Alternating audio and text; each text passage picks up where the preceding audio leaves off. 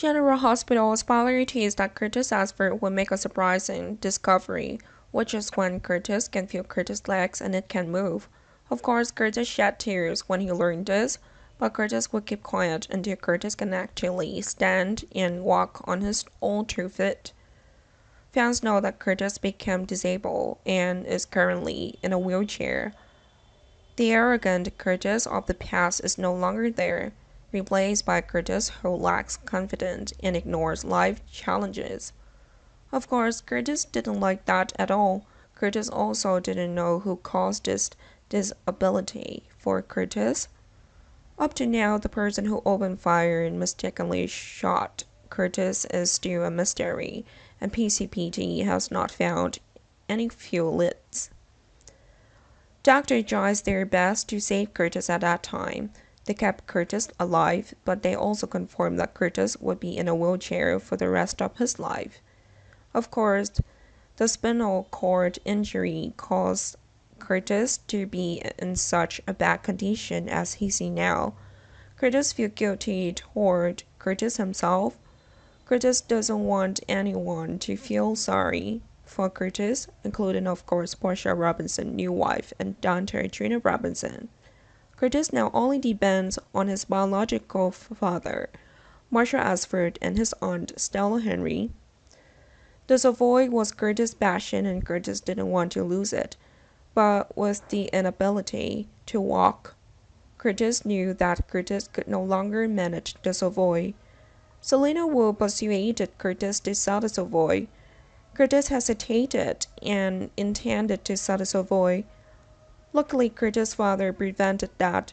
Marshall will replace Curtis as manager of the Savoy. Marshall even intends to become the manager of the Savoy for the rest of his life, and that is the main sort of income to support Curtis. Marshall also kicked Selena out of the Savoy despite Curtis viewing it as cruel. Ultimately, Curtis may not be able to decide whether to sell the Savoy or not. Curtis left the decision to his biological father.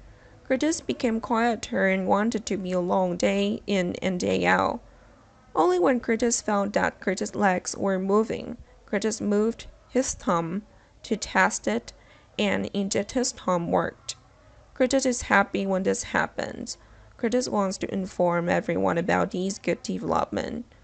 However, Curtis was afraid that it was just an illusion, and then Curtis chose to stay silent and continue to watch.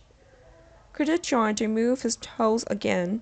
His toes actually had feeling. Curtis would then want to go to the physical therapy room, and Curtis would stay there for hours without telling anyone. Curtis would try to learn to stand and then learn to walk. This whole process is a secret, and Curtis wants to reveal that secret to everyone on an important day. Maybe it was Curtis' special birthday. Of course, everyone would gasp because Curtis has done the impossible. The doctor themselves also made the judgment that Curtis would permanently be unable to walk. They couldn't get the diagnosis wrong, and they wanted to verify what happened to Curtis' legs. It turns out that in some of Curtis' cells there is a special compound, and that compound helps Curtis heal his wound. This is truly a miracle, and Dr. Previous test did not detect the cell. Eventually, Curtis will actually be able to stand up and walk normally like anyone else, although Curtis' legs may need time to strengthen.